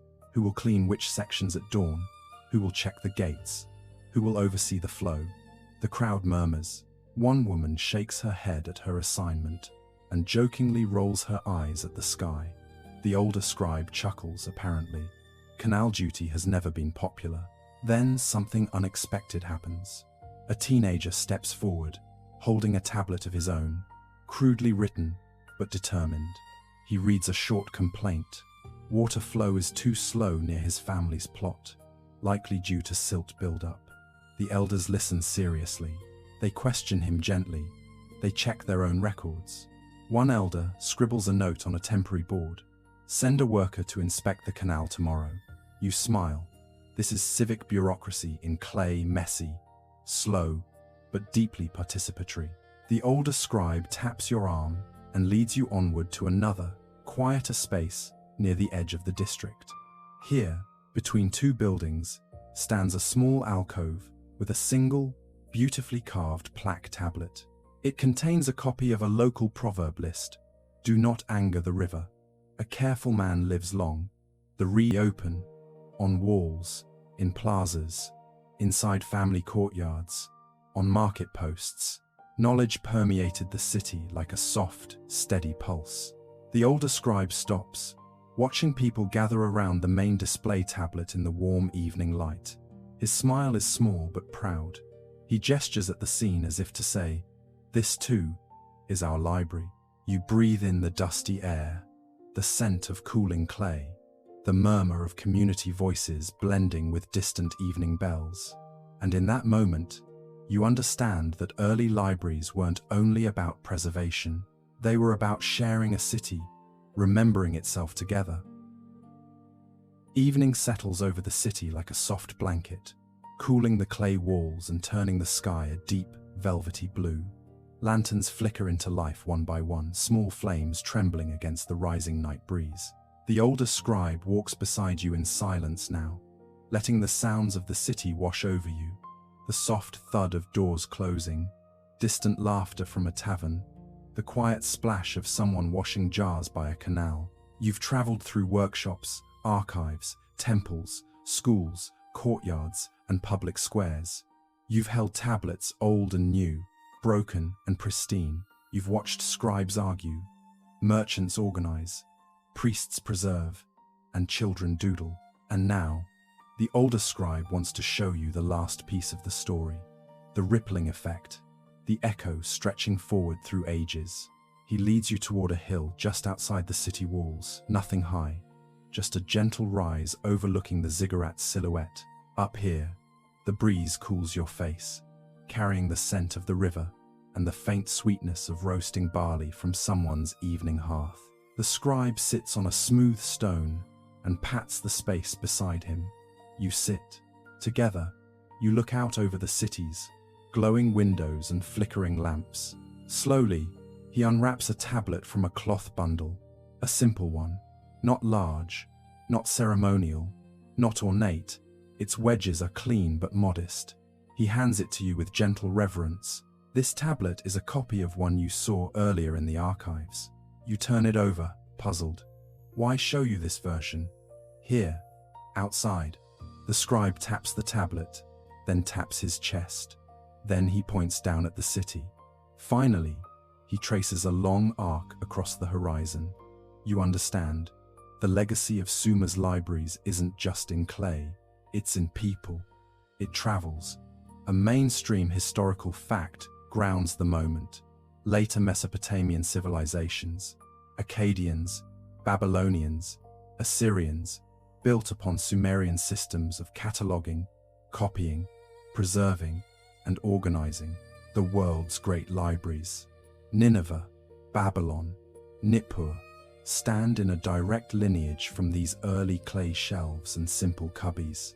You glance down at the tablet again. It's a record of harvest yields. Ordinary, unremarkable, but the older scribe taps it once more and then gestures toward the horizon, as if saying, even ordinary knowledge must survive, because the future depends on both the extraordinary and the everyday.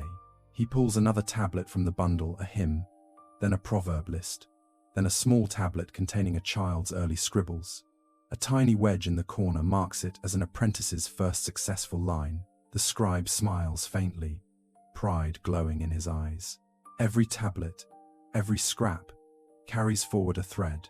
A quirky tidbit emerges when he pulls a tablet that's entirely blank, except for the first line. Begin the record of the moon's path.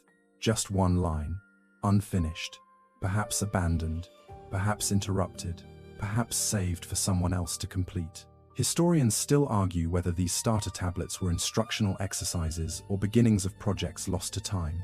The older scribe holds it up to the fading light like it contains the promise of something vast. Night deepens, the city quiets, and the scribe begins a slow pantomime, pressing a stylus into imaginary clay, placing tablets onto imaginary shelves, handing them off to invisible future scribes. His gestures are fluid, rhythmic, as if rehearsed over a lifetime. You watch him move through the motions of writing, organizing, teaching, copying, preserving. Then he touches his heart again, then points toward the distant future, where you stand, and you suddenly see it clearly. This is the legacy of the first libraries. Not the physical clay, fragile, breakable, not the buildings washed away by time, but the systems, the habits, the instinct to organize, preserve, and share. This instinct becomes cuneiform. Cuneiform becomes catalogs. Catalogs become archives. Archives become scholarship. Scholarship becomes history. And history becomes you, sitting on a hill, thousands of years later, holding the memory of it all. The older scribe takes one more tablet from his bundle, this one small and beautifully carved. It contains a short line, "Let the memory of our hands endure." He places it gently in your palms. You look at him in surprise. He nods. The gesture is symbolic. You won't carry the clay with you physically, but you'll carry the meaning. You've walked through every stage of the world's first information ecosystem. You've witnessed the people behind it, felt the weight of their work, heard their laughter, seen their frustrations, touched their efforts to connect past to future. A soft wind drifts across the hilltop, rustling your clothes, and the scribe closes his eyes. You watch his chest rise and fall, steady and calm. When he opens them again, he points once more at the glowing city, Sumer's lights, twinkling like ancient stars, and you feel a gentle ripple of understanding pass between you. The first libraries weren't accidental. They were deliberate acts of hope, people trying earnestly, stubbornly, to save the world in small pieces.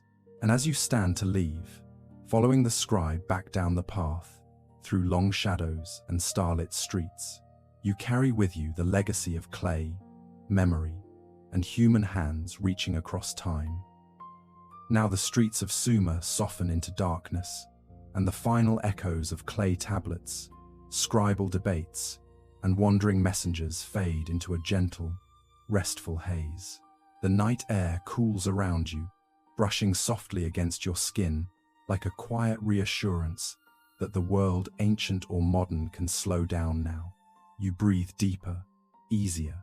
The pace settles. The older scribe walks at your side, but his steps are slower now, almost floating across the packed earth. The lights of the city dim behind you, little embers glowing faintly in windows and courtyards. You let the rhythm of your footsteps lengthen, your body relaxing into the darkness, as if each movement carries away a little more tension. Imagine the soft rustle of reed mats, the gentle tap of stylus against clay, the low murmur of voices drifting through warm air, all of it blending into a single calming lull. The night sky above Sumer stretches wide and star-filled, each shimmering point a quiet reminder of how far the story has traveled and how gently it now settles around you. The shapes of ziggurats and rooftops blur into silhouettes, softened by moonlight. Every corner of the ancient city seems to exhale, inviting you to rest with it. Let your shoulders drop. Let your thoughts drift like dust settling in the calm after sunset. You've walked far, learned much, and held the memory of countless lives in the palms of your hands. The scribes return to their homes. The tablets rest in their shelves. The city dreams beneath the sky.